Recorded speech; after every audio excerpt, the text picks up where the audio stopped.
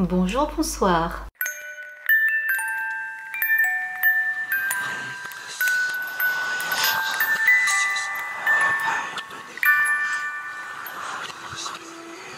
Ce qu'il y a de bien dans cette histoire, c'est que la personne qui nous la raconte a déjà changé les noms pour des questions d'anonymat. Donc c'est pratique, je vais pas en inventer, si ce n'est le sien, parce que par contre on l'a pas, donc on va l'appeler Karim. Alors cette histoire s'est passée il y a 1 an et demi.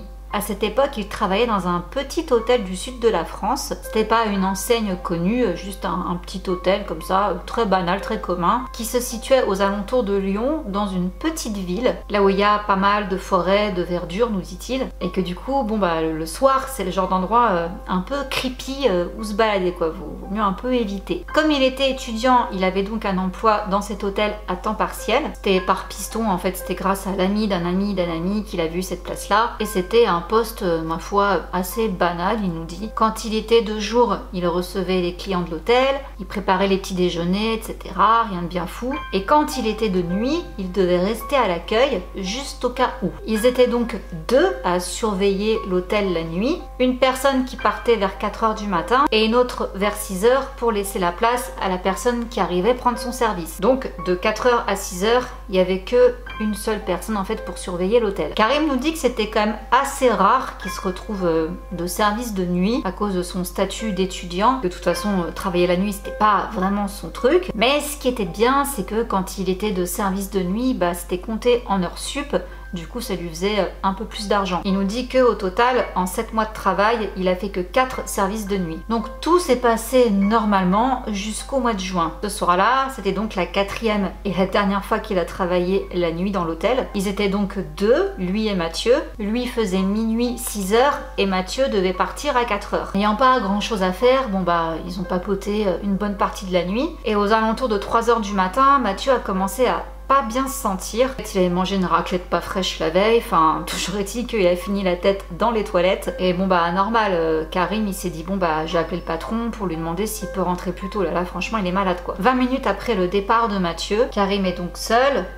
Il est en train de surfer sur son téléphone et vu que la 4G était un peu capricieuse, il s'est dit bon bah je vais me poser devant un des ordis parce qu'en fait c'est des ordis qui étaient accessibles aux clients de l'hôtel en fait, donc il y avait internet dessus. Il fait donc pas trop attention à ce qui se passe autour de lui, il regarde des vidéos sur YouTube en ayant quand même le son coupé hein, parce qu'au cas où il y aurait un client qui passerait ou quoi, ça la foutrait un peu mal, donc il a juste mis les sous-titres. Et là il entend un petit bruit qui vient des fenêtres derrière lui. Il nous dit que c'était comme une sorte de bruit qu'un petit animal ferait en sautant dans un buisson. Il entendait genre les feuilles se frotter contre elle. Il se dit c'est bon, détends-toi, c'est sûrement un animal. Il reprend sa vidéo YouTube et il entend encore ce bruit. Encore. Et encore. Et encore. Il a donc stoppé la vidéo et il a fixé la fenêtre là où il entendait le bruit pendant environ 5 minutes pour voir ce qui se passe, s'il voit quelque chose ou pas. Plus rien. Mais malgré qu'il se soit rien passé, Karim il est en sueur, il a le cœur qui palpite, il est pas bien quoi. Encore une fois il fait nuit, il est tout seul, il est pas fan de la situation quoi, donc il se dit bon vas-y je vais aller me prendre un soda au réfrigérateur. Il prend sa boisson, il retourne s'asseoir à la réception et donc là on arrive à 4 h du matin, ça fait à peu près 15-20 minutes qu'il entend plus trop de bruit. Il a eu le temps de se calmer un peu, de redescendre. Il est en train de traîner sur Twitter. Et en même temps, il est en train de parler avec Mathieu, donc celui qui est rentré là, qui était malade, sur WhatsApp. Et là, en fait, il commence à entendre comme des bruits de projectiles qui cognent contre la fenêtre. Et encore une fois, ce sont des bruits de manière répétitive et régulière. Ça a duré environ 5 minutes. Il en a parlé à Mathieu sur WhatsApp. Il lui explique même tout depuis le début, depuis les bruits qu'il a entendus contre la vitre, là dans les buissons, tout ça. Et Mathieu lui dit bah écoute, c'est sûrement un animal quoi, panique pas. N'aimant pas trop ce genre de réponse, Karim, bon bah il a coupé court à la discussion et recommence à être en stress. Il se concentre sur le bruit quand il entend des bruits de pas très légers sur le gravier. Donc le gravier de l'extérieur. Là, de là où il entendait en fait le bruit des projectiles. Il nous dit c'était un seul bruit de pas, comme si qu'un pied avait glissé sur le gravier. Donc là pour lui Karim il est sûr il y a quelqu'un. Il essaye de se rassurer, de se dire bon c'est peut-être quelqu'un qui me fait une mauvaise blague, sans succès. Il reste figé à l'accueil, complètement paralysé et de nouveau il n'entend plus rien. Il reste à l'affût du moindre bruit, il nous dit même qu'il se retient de pleurer tellement qu'il a peur, tellement que la situation le stresse, joue avec ses nerfs. Il reprend son téléphone, il envoie un message à Mathieu pour lui dire qu'il y a quelqu'un qui rôde autour de l'hôtel, mais Mathieu a dû s'endormir parce qu'il n'a jamais eu de réponse. Donc là, Karim se sent en plus de ça complètement seul. Il entend de nouveau ce bruit de pas sur le gravier, cette fois-ci proche d'une fenêtre à droite de l'accueil, ce qui nous précise qu'en fait du côté gauche c'était bloqué par des buissons, tout ça, il n'y avait pas réellement moyen de marcher à ce niveau-là. Normalement, il se rassure et se dit bon bah peut-être que quelqu'un essaye tout simplement de venir à l'accueil quoi, peut-être qu'elle ose pas, je sais pas, donc il attend en fait que la personne se montre. Il attend, personne ne vient. Il se dit franchement c'est bizarre. Il entend plus de bruit et il se dit mais c'est bizarre, si la personne ne souhaite pas rentrer dans l'hôtel, pourquoi elle est en train de tourner autour quoi. 10 minutes après, il entend à nouveau des bruits, mais cette fois-ci des bruits métalliques. Il nous dit en fait que lorsque vous sortez de l'hôtel depuis l'entrée, vous avez des escaliers à droite qui permettent de monter vers les chambres, ainsi qu'un ascenseur. Et afin d'éviter justement les intrusions, à 23h, il ferme en fait l'ascenseur ainsi que les escaliers qu'on ne peut pas en fait emprunter sans un badge. Et du coup, ce bruit métallique, il le reconnaît parce qu'il est commun en fait à ces escaliers là, ça peut provenir que de là. Mais étant donné que, encore une fois, tout est fermé, il se dit que c'est pas possible que quelqu'un emprunte ces escaliers là. On ne peut pas y avoir accès si on n'a pas donc utilisé le badge pour ouvrir la porte qui mène à ces escaliers là. Il se dit donc, bon bah c'est forcément quelqu'un du coup qui essaye d'escalader la barrière pour accéder aux escaliers. Mais histoire d'en être sûr, il s'est dirigé vers une fenêtre qui donnait sur ces escaliers, en s'assurant quand même d'être un minimum caché pour pas se faire griller. Et là, bon bah...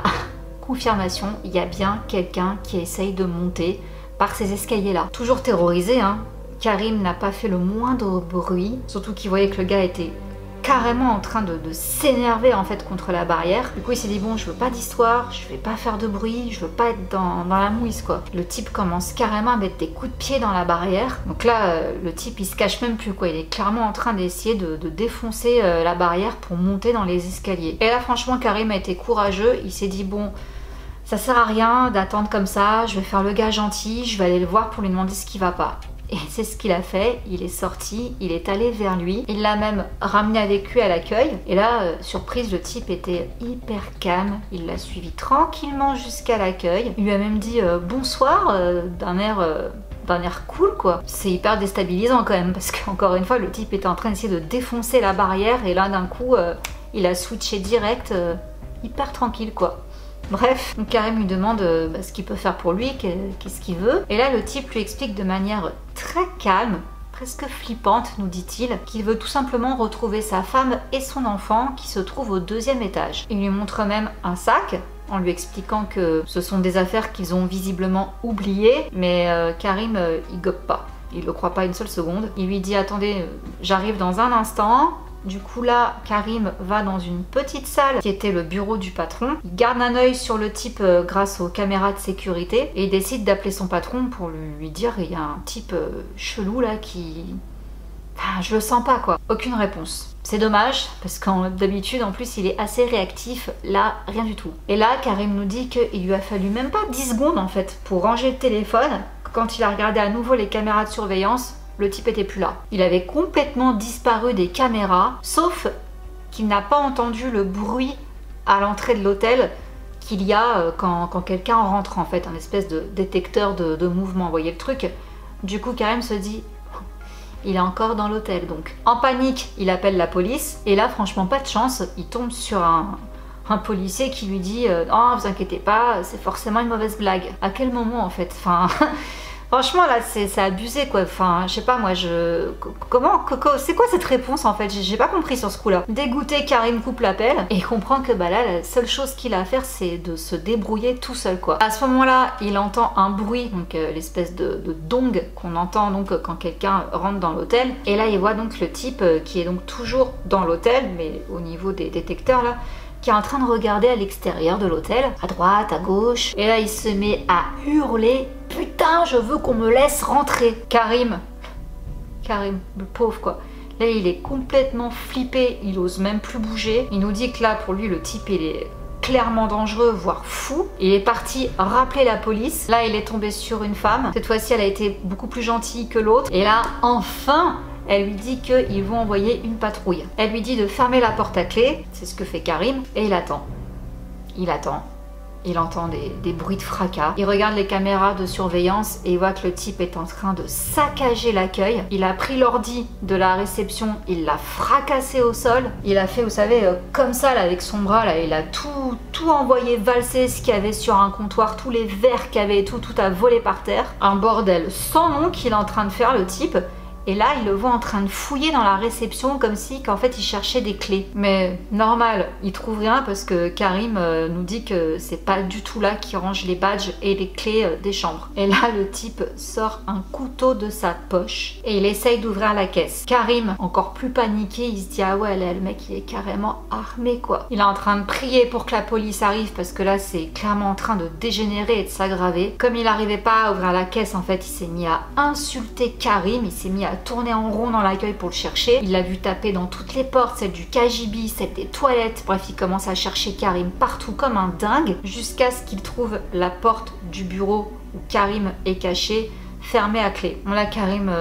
il est carrément en train de pleurer. Le type se met à hurler de plus en plus fort en lui disant de sortir de là. Et moins d'1 minute plus tard, Karim, à travers donc toujours les écrans, il voit le type sortir de l'hôtel. Il l'entend marcher sur les graviers en se rapprochant de la fenêtre du bureau, car oui, il y a une fenêtre qui donne sur le gravier. Et là, le gars essaye ni plus ni moins de péter la fenêtre en tapant des grands coups de coude dedans, en jetant des cailloux. Mais je sais pas en fait comment c'est configuré, Karim ne nous dit pas, mais malgré qu'il essayait de péter la fenêtre du bureau où il se trouvait, en fait, il le voyait pas parce que du coup Karim s'est dit bon bah je vais pas attendre qu'il casse la fenêtre et qu'il me trouve. Du coup il est sorti discrètement du bureau, donc il a déverrouillé la porte et il est sorti sans se faire voir donc du taré. Et là Karim se dit bon bah j'ai deux choix, soit je prends la sortie de secours qui le ramène quand même du coup assez proche du type, soit je passe par l'entrée principale, mais à cause de la sonnette qui se déclenche, il va m'entendre. Et là il commence à peser le pour et le contre dans sa tête, sachant qu'en plus de ça, franchement mes gars, chapeau, il voulait même pas vraiment s'enfuir parce qu'il se dit mais je peux pas laisser l'hôtel en fait, je peux pas laisser les clients comme ça avec un malade à l'intérieur. Franchement, je sais même pas si j'aurais pensé aux clients dans un moment pareil. La police est toujours pas là en plus, ça fait maintenant 15 minutes qu'il les a appelés. Et là, comme je vous dis, malgré sa conscience qui lui disait de ne pas laisser les clients seuls,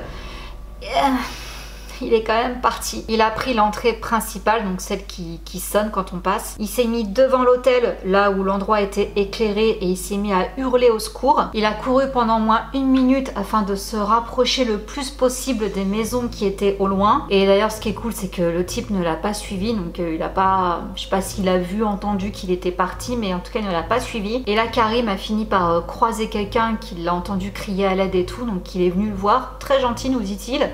Et du coup, lui a dit bah je vais attendre avec toi jusqu'à ce que la police arrive, parce que Karim lui expliquait la situation. Et d'ailleurs, il nous dit il est vraiment sympa parce que le gars il savait pas plus que lui quoi faire. Du coup, ça l'a également fait paniquer, mais il s'est dit c'est bon, je reste avec toi, j'attends la police, je te laisse pas tout seul. La police est enfin arrivée. Ils ont réussi à attraper le fou qui était dans le bureau, donc il avait fini par réussir à rentrer dans le bureau. Ils l'ont embarqué. Son patron l'a rappelé un peu après. Il lui a expliqué tout ce qui venait de se passer et du coup son patron est venu à l'hôtel et Karim a pu rentrer chez lui. Suite à tout ça, Karim a quitté son travail 1 semaine après. Il nous dit qu'il a essayé de reprendre son travail normalement, mais franchement, il n'y arrivait pas. Heureusement, son patron a compris, hein, en même temps, normal quoi, quand même. Et quelques semaines après tout ça, il a quand même eu des nouvelles de cet homme, de cet intrus et de tout ce qui s'était passé, quoi, de toute l'histoire. Et en fait, c'était un homme... parfaitement lambda, pas du tout connu des services de police. Il avait garé sa voiture pas très loin avec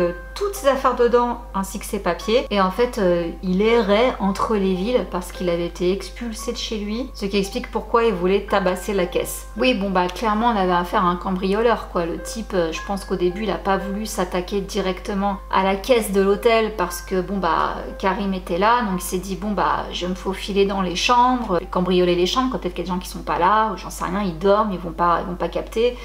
Mais oui, je pense qu'à mon avis, comme il a pas réussi à pénétrer dans les chambres, ça a dû frustrer. Du coup, il s'est dit je vais défoncer la caisse et je vais tout casser. C'est flippant.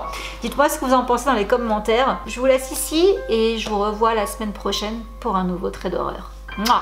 Bisous, ciao!